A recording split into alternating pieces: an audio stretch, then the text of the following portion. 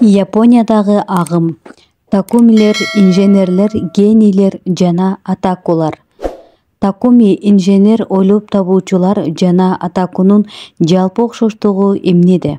Алар дайыма икигай менен ага билүүнүн маанилүүлүгүн жакшы түшүнүшөт.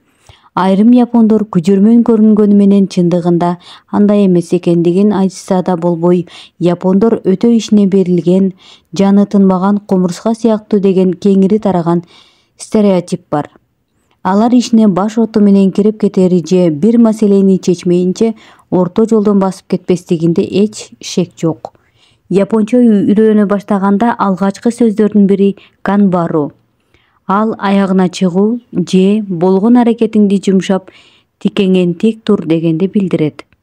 Япондор кадимки иштерге деле берилип баш оту менен киришет.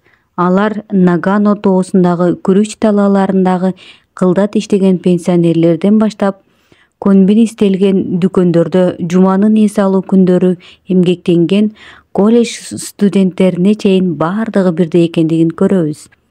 Эгер Японияга барып калсаңыз, дээрлик ар бир иште ушуга көңүл бөлөрүн байкайсыз. Наха, Канадзава же Киотодогу кол эмгек буюмдарын саткан дүкөндөргө баш багыңыз. Япония салттуу кол эмгектин мурас казынасы экендигин билесиз. Япондор өнөрпоз дөөлөтүн жана ыкмасын сактоо менен жаңы технологияны жаратканга маш кайталангыс таланттуу эл. Такуми өнөрү. Toyota заводу айрым бураманы колу менен бурай ала турган өнөрпоздорду жумушка алат. Ал такумилер же кол өнөрчүлөр, адистер Toyota үчүн абдан чоң мааниге ээ. Алардын ордун эч ким баса албайт. Айрымдары ошол ыкманы аткара ала турган табылгыс кишилер. Ал өнөрдү жаш муунда өздөштүргүдөй эмес. Музыка ойнотуучу аппараттын ийнеси да буга мисал. Алар бир гана Японияда өндүрүлөт. Мындай өзгөчө ийнени жасоодо техниканы кандай колдонуу керектигин билген адамдар саналуу эле. Алар да өнөрүн кийинки муунга өткөрүп берүүгө куштар. Хиросимага жакын Куманого барганда такумилерге жолуктук. Батыштагы макияж кистинин белгилүү бренди үчүн фоторепортаж даярдоо максатында ал жакка барганбыз. Куманого келген конокторду чоң кисти кармаган кишини көрсөткөн реклама тактасы тосуп алат. Кисти чыгарган заводдордун тышкары шаарда жер жемиш бакчасы бар чакан үйлөр толтура. Андан ары барсаң, тоонун этегинде жайгашкан Синто храмдары шаарды айланта курчап тургандыгын көрөсүз. Каз катар тизилген элге жык толгон заводду сүрөткө тартып көпкө жүрдүк.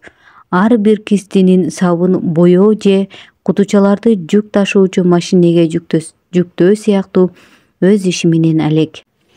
Аңгыча эч кимдин кылканчаларды сапка бекитип жатканын көрбөгөнүбүздү аңдадык. Ал тууралуу сурап, бир нече жолу айланып чыккандан кийин компаниянын президенти ал кандайча ишке ашаарын көрсөтүүгө макул болду. Ал бизди имараттын тышына алып чыкты да автоунаасына отургузду. 5 мүнөт жол жүргөндөн кийин дагы бир чакан имараттын жанына автоунааны токтотуп, тепкич менен өйдө чыктык. Ал эшикти ачты. Биз чакан бөлмөгө кирдик. Анда терезелерден жагымдуу жарык кирип турат экен. Бөлмөнүн так ортосунда маска кийген аял бар экен. Анын көзү эле көрүнөт. Ал сапка ылайыктуу кылканчаны бирден тандаганга ушунчалык көңүл коюп, колдору менен манжалары тыпылдап, кылканчаларды тегиздөө үчүн кайчы менен таракты колдонуп жатыптыр.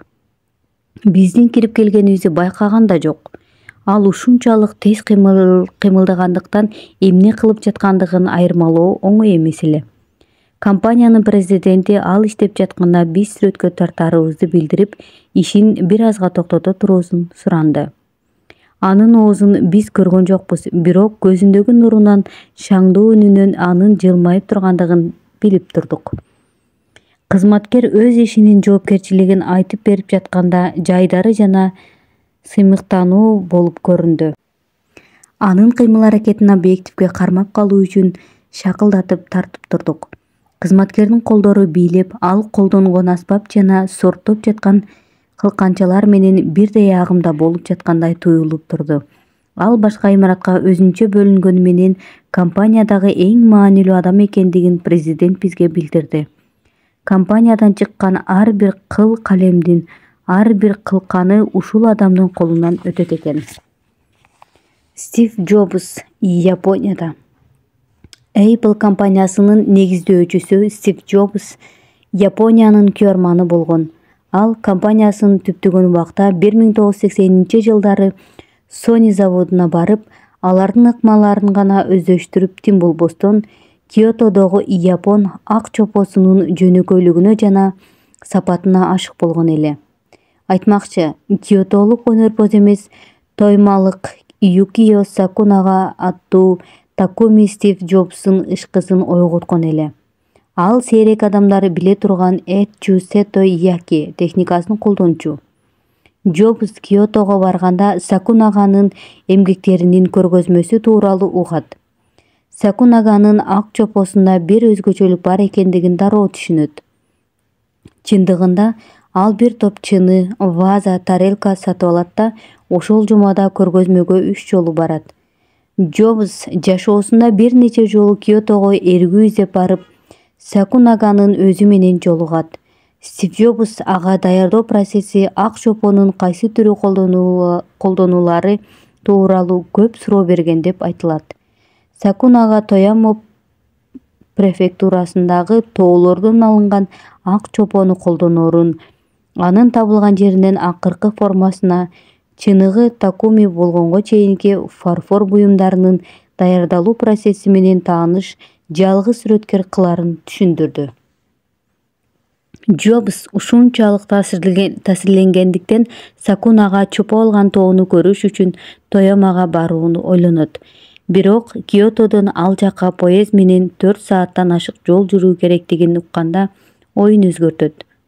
Анын ишин айфондой жараткан адамдын жактырганына абдан сыймыктанарын Джобстун өлүмүнөн кийинки интервьюсунда Сакунаганын айткан жайы бар эле.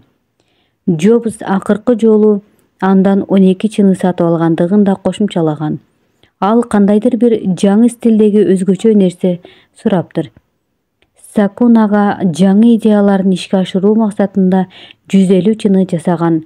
Алардын ичинен 12 мыкты чыныны тандап, Джобстун үй бүлөсүнө жөнөткөн. Японияга болгон алгачкы сапарынан баштап эле ал өлкөнүн өнөрпоздоруна, инженерлерине өзгөчө Sony, философиясына өзгөчө дзен, тамак ашына өзгөчө суши. Джобс ушунчалык суктанып таасирленчү. Кылдат жөнөкөйлүк. Япон өнөрпоздору, инженерлери, дзен философиясы жана тамак ашынын кандай орток окшоштугу бар. Жөнөкөйлүк жана майда деталдарга маани берүү. Бул жалкоолуктун жөнөкөйлүгү эмес, бирок жаңы бийиктиктерди багынтууну көздөгөн кылдат жөнөкөйлүк. Өзүнүн икигайына жараша нерсени, бою менен акыл эсин же тамак ашын жаңы деңгээлге чыгарат. Ксиксент-Михайли агымга кирүүчү ачкыч бул жеңип өтө турган тоскоолдуктардын болушу деп айтар эле. Жиронун суши жөнүндө кыялы аттуу документалдык фильм дагы бир Такуми мисалы болуп бере алат.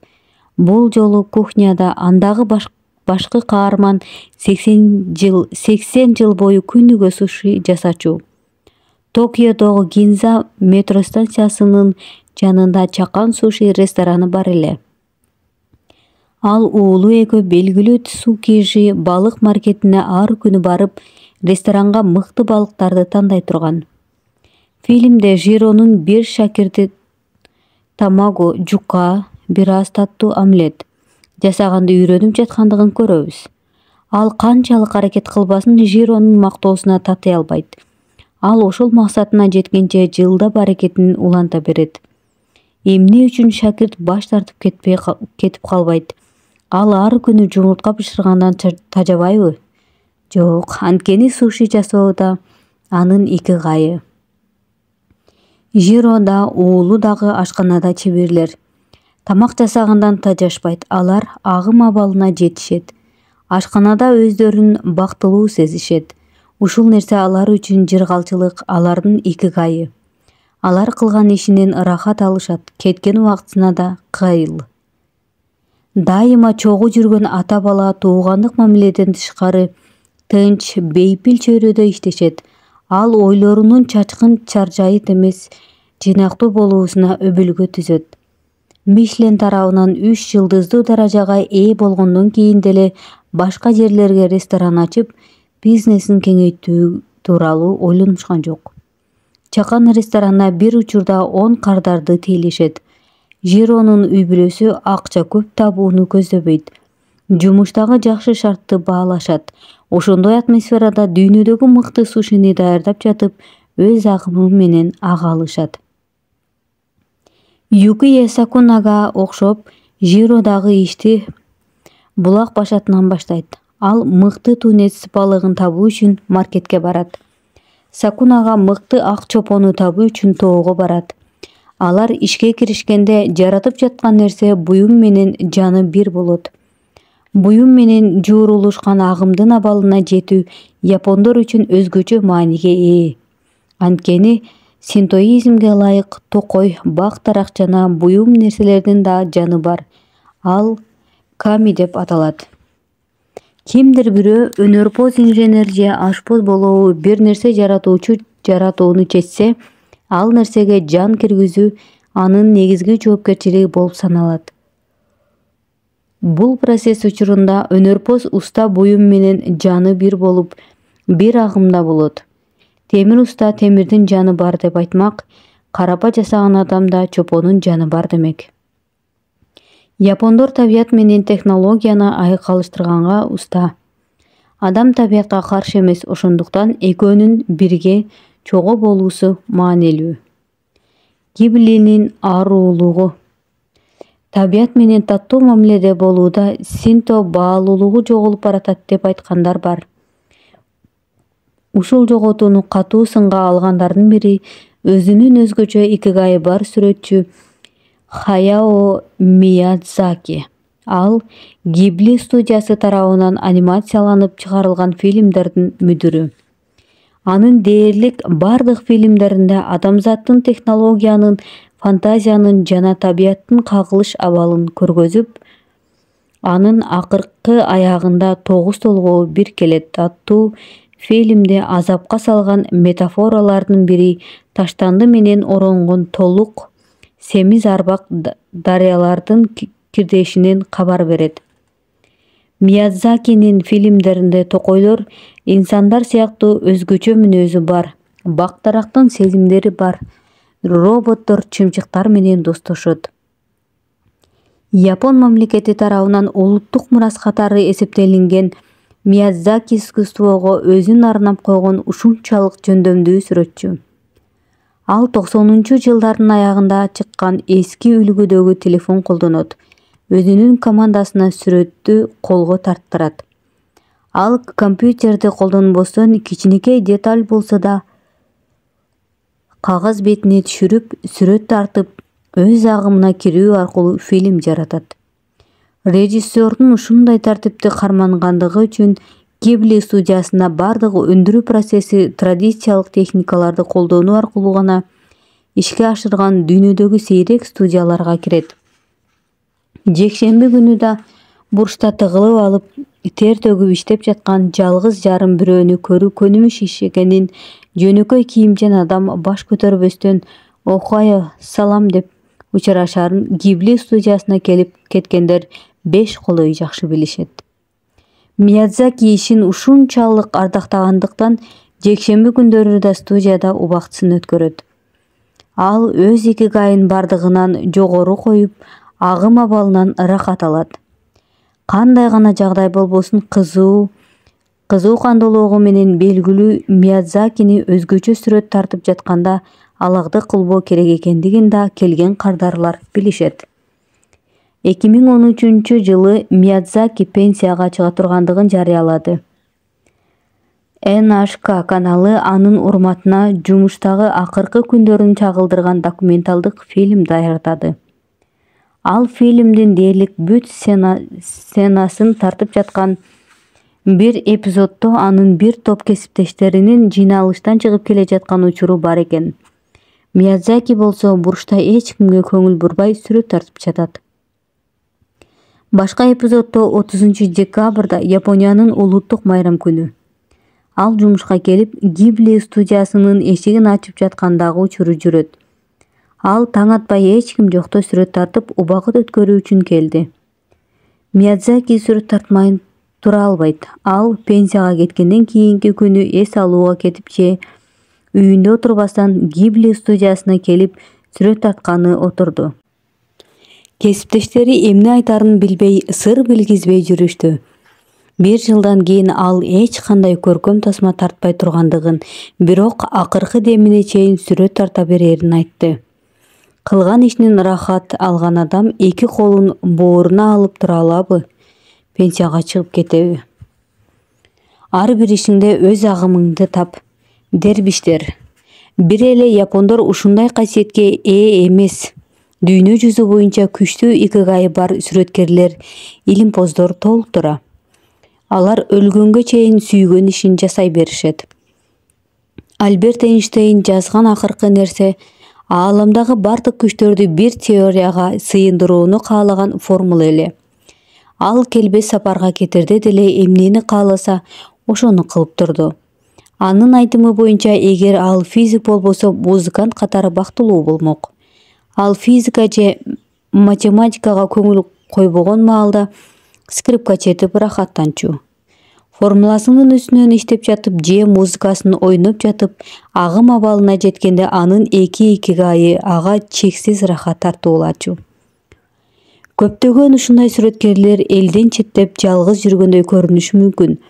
А бирок алар чындыгында бакыт тартуулаган убакытты үнөмдөшүүдө. Алар агымдын принциптерин жашоосунда чегине жеткире колдонгондугу менен башкалардан айырмаланып турушат. Ушундай сүрөткерге дагы бир мисал — жазуучу Харуки Мураками. Ал жакын достору менен гана көрүшөт.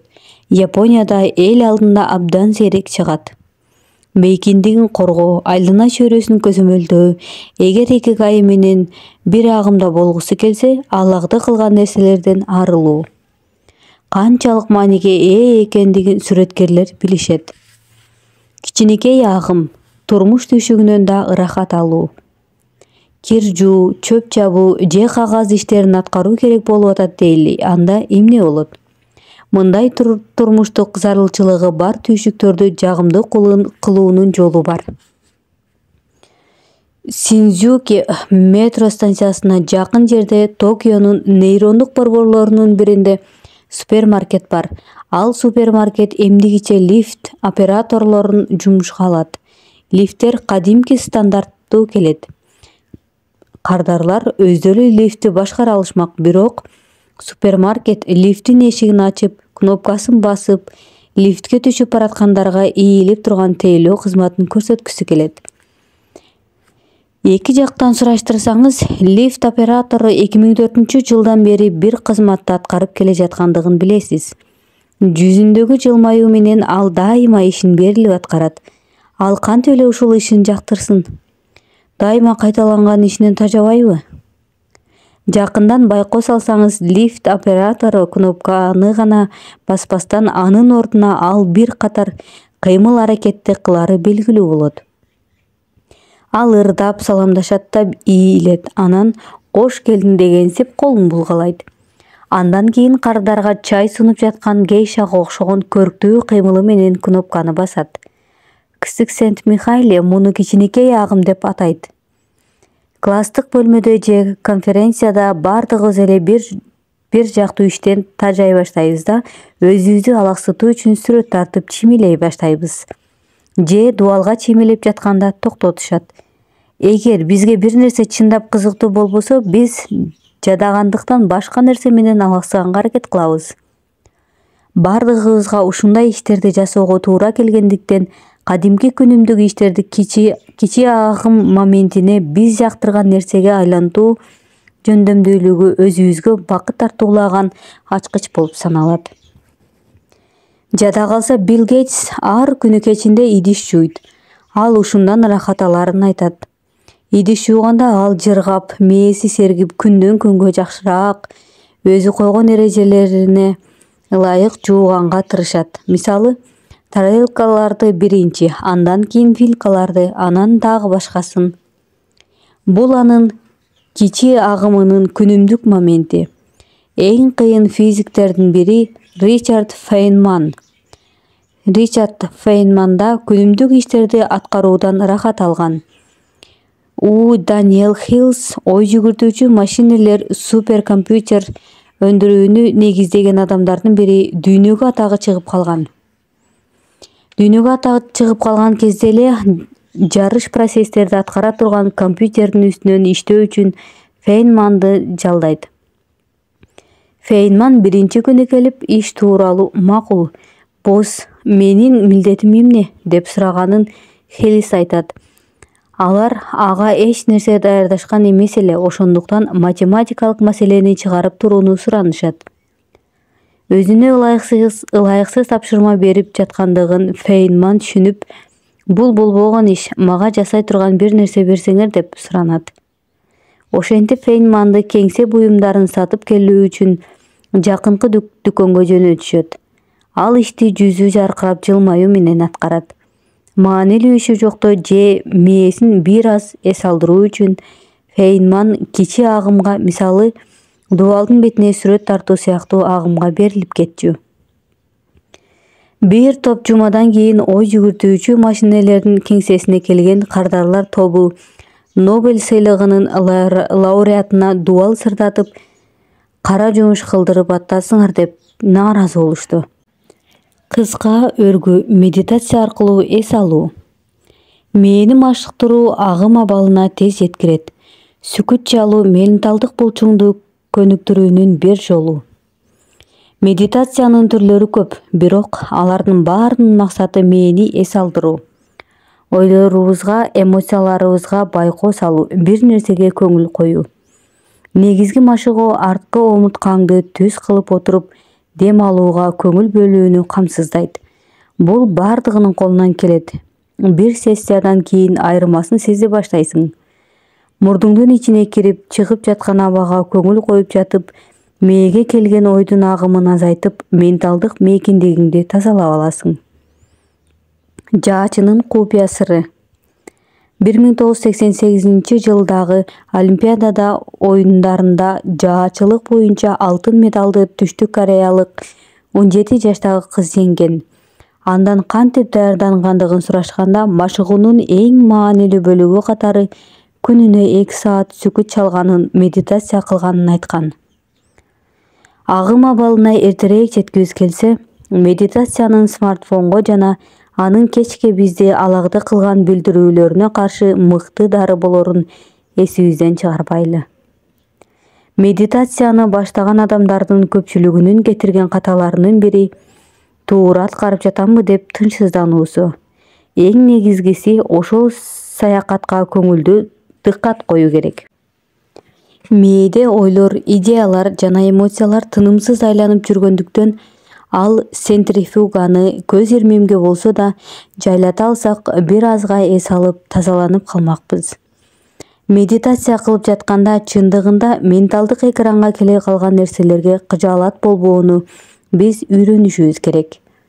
Жетекчини жок кылуу ою мээге кылт этиши ыктымал, бирок биз аны ой деп атап коебуз да эч маани бербестен булут сымал өткөрүп жиберебиз.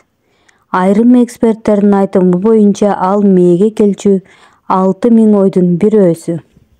Медитация альфа жана тета мээ толкунун жаратат. Сүкүт чалганга машыккандар бул толкунду дароо илип кетишет. Ал эми жаңы баштагандарга ал сезимди кармоо үчүн жарым саат керек болот. Мындай мээни эс алдыруучу толкундар уктап кетердин алдында, күнгө кактанып жатканда же ысык душка чайынганда активдешет. Биз кай жакка барбайлы спаны жаныбызга ала жүрөбүз. Ал толкунду кармашты гана билишибиз керек. Ал баарынын колунан келет, бир аз практика гана керек. Адамзат ырым-жырымдуу келет. Жашоо өзү адаттан турат. негизи адам баласы зериктирбей турган адатты кылат деп талашышыңыз мүмкүн. Айрым заманбап маданияттарда ийгиликтүү болуу үчүн максат аркасынан улам максатты көздөп отуруп ырым-жырымдуу жашообуздан чыгып кетебиз. Бирок тарыхка карай турган болсок, адам баласы өмүр бою бир нерсе менен алек болуп келген. Биз аң уулаганбыз, тамак жасап, изилдеп, үй бүлөнү көтөрүп дегендей, күн бою бизди зериктирбей турган адат деп аталган иш-аракеттерди аткарып келгенбиз. Азыркы Японияда адаттар күнүмдүк жашоого, ишкерликке адаттагыдан башкача өтүп сиңип кетти. Япониядагы негизги диндер Конфуций окуусу, буддизм жана синтоизмде абсолюттук эрежелерге караганда адаттар көбүрөөк мааниге ээ. Японияда ишкерлик кылганда акыркы жыйынтык эмес, процесстин өзү, мүнөзү, иштөө стили көбүрөөк маанилүү. Мунун экономика үчүн жакшы же жаман экендиги бул китепте каралбайт. Ошентсе да жетекчи койгон түшүнүксүз максатка жетүү үчүн мээнин чыңалган абалына караганда ырым-жырымдуу ишеринде агымды кармоо абдан оңой экендиги шексиз. Адат бизге так эреже, максаттарды коет. Аны менен агымга кирүү оңой. Биз бир чоң максатты алдыга койгондо ашыкча жүктөн өзүбүздү жоготуп коюшубуз ыктымал. Адаттар максатка карай жолдогу тепкичтерди процесстин өзүн берүү аркылуу жардамга келет. Чоң максат койгондо аны майда бөлүктөргө ажыратып алып, акырындан улам бирин аткаруу керек. Күнүмдүк адаттардан ырахат алганды үйрөн. Аларды агымга кошулуунун инструменти катары колдон. Жыйынтыгы тууралуу кабатыр болбо, бардыгы өз жолу менен келет. Бакыт акыркы жыйынтыкта эмес, иштин жүрүшүндө. Эң негизги эреже катары эсиңе түйүп ал. Максаттардан адаттар биринчи орунда. Жашоодо көп нерсеге жетишкен адам эң бактылуу эмес. Алар агым абалындагы башка адамдарга караганда көп убактысын сарпташат. Икигайыңды табуу үчүн агымга кошул. Бул бөлүмдөн кийин жашоодогу кайсы иш-аракет агымга кирүүгө жардам берери тууралуу кененирээк маалымат аласыңар. Бардыгын кагазга жазып ал, андан кийин өзүңө суроо бер. Агымга алып жөнөгөн иш-аракеттердин кандай окшоштугу бар? Эмне үчүн ал иш-аракеттер агымга жетелейт? Мисалга алсак, сен жактырган иш-аракеттер жалгызбы же башкалар менен чогуу аткарылчу ишпи? Кара жумуш кылганда же акыл талап кылган ишти аткарганда көбүрөөк агымга киресиңби? Бул суроолорго жооп жазып жатып, сенин жашооңдогу жетектеген икигайыңды табышың ыктымал. Таба албасаң, сени агымга жетелеген иш-аракеттин кайсынысында көп убакыт коротуп, өзгөчө жактырган нерсе тууралуу тереңирээк ойлонуп көр. Дагы кагазда жазылбаган, сени агымга жетелей турган, сен кызыккан, сен кылып көргөн ишке окшош, бирок жаңы нерселерди да байкап көр. Мисалы, фотография сени агымга жетелеген каражат болсо, ага жакын сүрөттү тартып көр. Аны кылганды мурдагыдан да жакшыртарың ыктымал. Эгер сноубордду жактырсаң, серфингди байкап көр. Агым бул сырдуу нерсе, ал булчуң сымал. Канчалык көп машыксаң, агымда ошончолук узак агасың. Анан икигайыңа жакыныраак сезесиң. Кылым карыткан карыялар. Дүйнөдөгү узун өмүрлүү адамдардын даанышман сөздөрү. Биз бул китептин үстүнөн иштей баштаганыбызда узак жана бактылуу жашоого таасирин тийгизген факторлорду гана изилдейли деген эмеспиз. Сөздү ошол искусство ээлеринин өз оозунан угалы дедик. Окинавада алган интервью өзүнчө бир бөлүм кылып бергенге татыктуу. Ошентип, бул бөлүмдө узак жашоо боюнча эл аралык чемпиондордун жашоо философиясына сарисип салдык.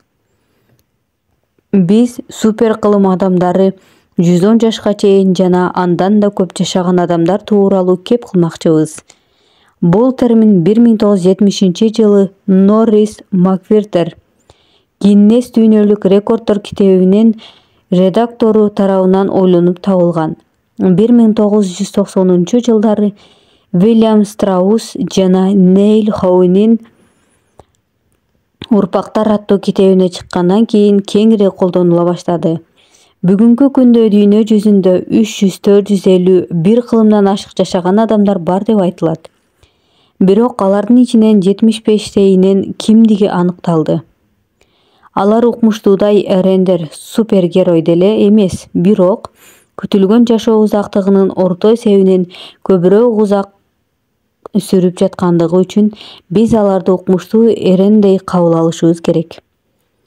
Дүйнө жүзүндө өмүр сүрүү курагы узарса, узак жашагандардын да саны артмак. Сергек жана максаттуу жашоо ошол катарды толуктаганга жардам бермек.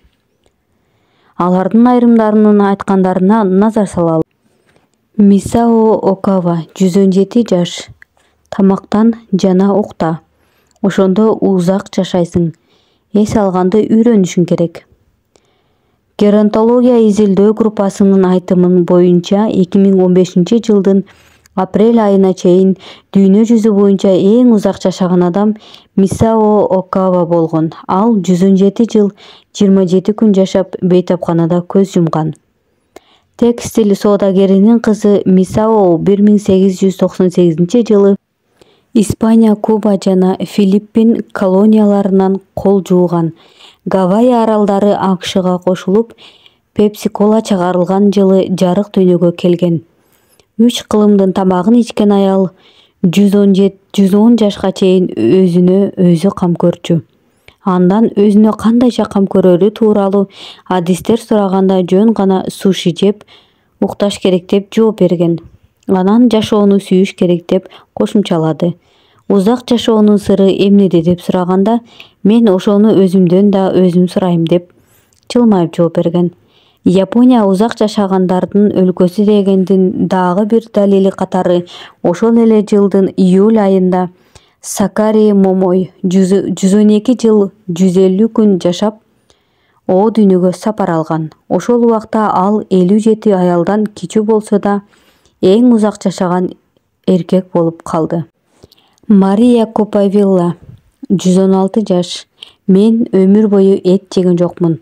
1889-жылы Эквадордо төрөлгөн Мария Коповилла Гиннес рекорддор китебине эң узак жашоочу катары катталган. Ал 2006-жылы пневмониядан каза тапкан.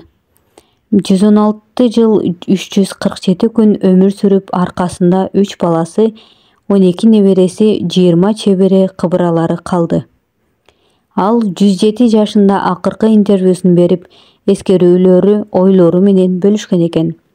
Мен абдан бактылуумун. Мага күч-кубат берген Кудайга ыраазымын. Мен узак жашайм деп такыр ойлогон эмесмин. Эбак эле өлмөк болушум керек деп ойлочумун. Жолдошум Антонио Коповилла кеме капитаны эле. Ал 84 жашында бул дүйнөдөн өтүп кетти. 2 кызыбыз, уулубуз, көптөгөн неберелерим жана чеберелерим бар. Мурда заман жакшы эле, элдин пейили жакшы эле. Биз бийлегенди жакшы көрөр элек, бирок чектен чыктычу эмеспиз. Мен Луис Аларкондун Мария деген ырына бийлегенди жактырчумун. Анын сөздөрү дагы эле эсимде. Мен күнүгө сыйынам, сыйынуу сөздөрүн унуткан жокмун. Вальс бийлегенди жакшы көрөм, дагы деле бийлей алам. Кол өнөрчүлүк кыла алам, мектепте окуп жүргөндө кылып жүргөн нерселерди дагы деле кыла алам.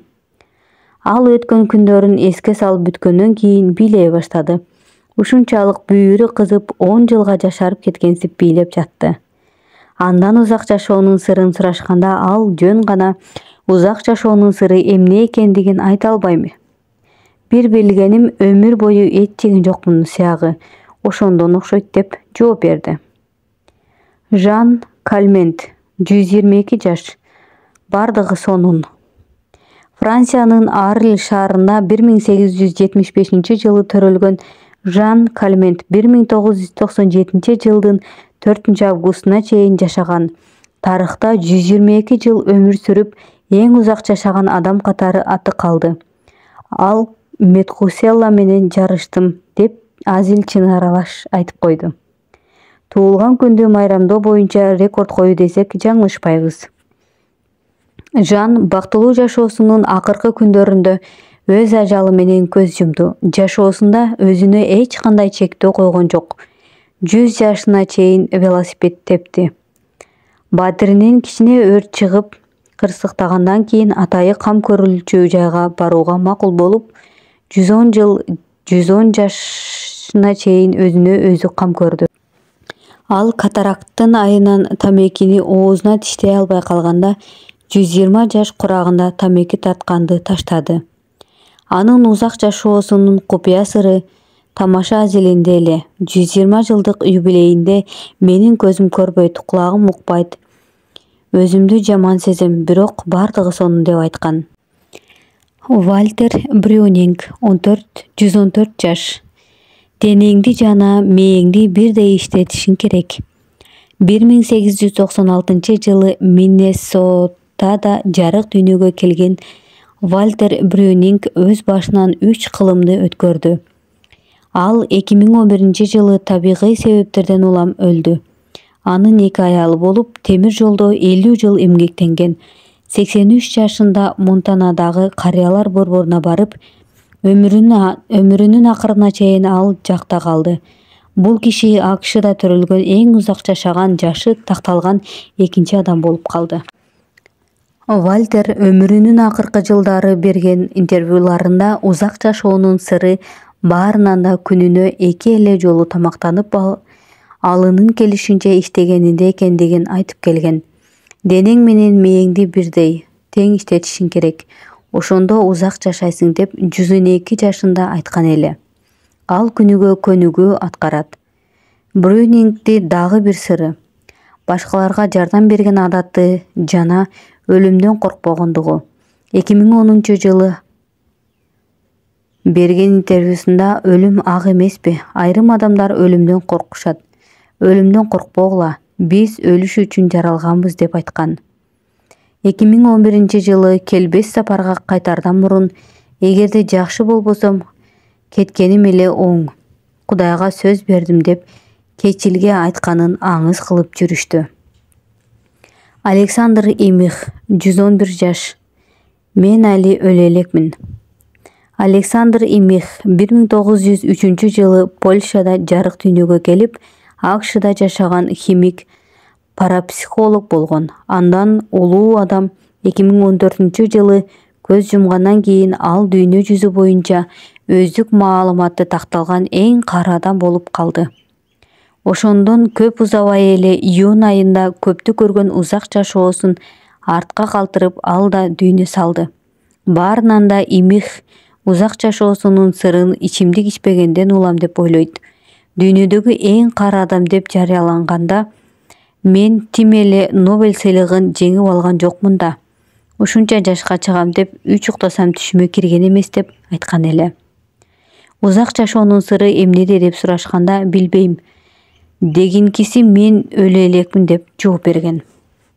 Икигай сүрөткерлери. Узак жашоонун сыры айтмакчы, укмуш эрендерде эле камтылган эмес.